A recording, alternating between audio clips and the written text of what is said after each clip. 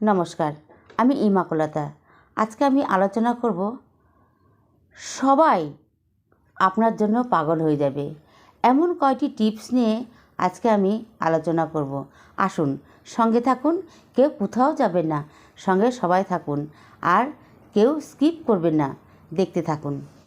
Point number 1, সর্বপ্রথমে নিজের শরীরটাকে ফিট রাখুন। দেখবেন সমস্ত কাজে আপনি এনার্জি পাবেন, আপনি ভালো থাকবেন এবং শরীর স্বাস্থ্য ভালো রাখলে আপনার মনও ভালো লাগবে এবং ভালো থাকবে। পয়েন্ট নাম্বার 2, সঠিকভাবে পোশাক পরিধান করুন। সুস্থ থাকুন, সঠিক পরিষ্কার পোশাক পরিধান করুন, ভালো লাগবে এবং মনেও শান্তি পাবে।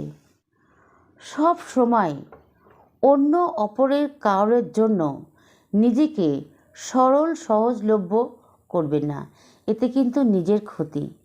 তাই সহজ সরললভ্য সবসময় করার প্রয়োজন নেই।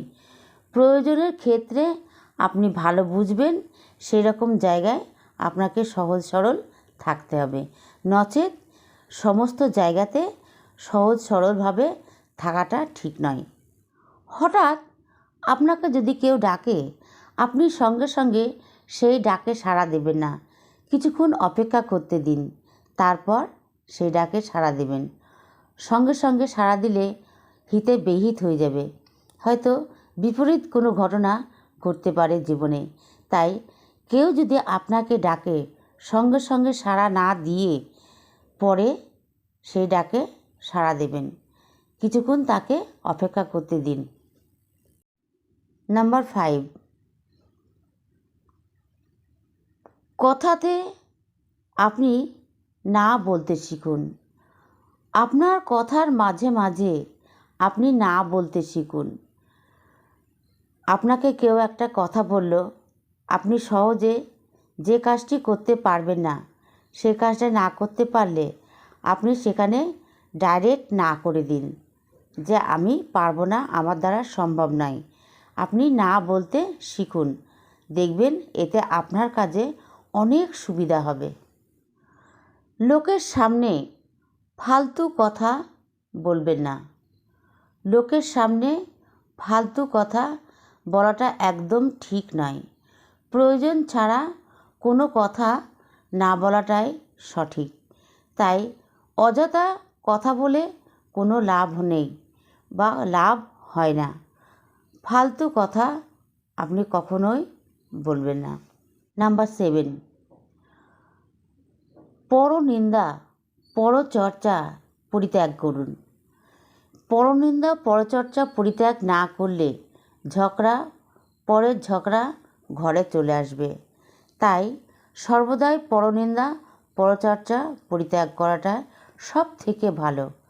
নিজে সবসময় ফ্রেশ বা পরিষ্কার মনে থাকতে হবে।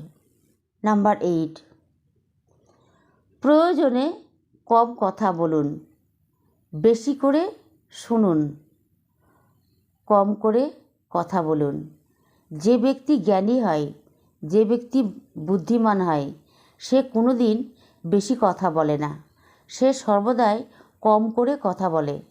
তাই কম কথা বলুন, বেশি করে মনোযোগ দিয়ে কথা শুনুন।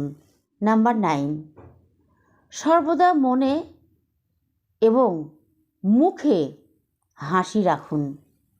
আপনি শান্তি পাবেন, ভালো থাকবেন। মুখে সবসময় হাসি রাখতে হবে, যত কষ্টই হোক না কেন মুখে হাসি রাখুন, দেখবেন শরীর ভালো থাকবে, মনও ভালো থাকবে, নিজেও ভালো থাকবেন।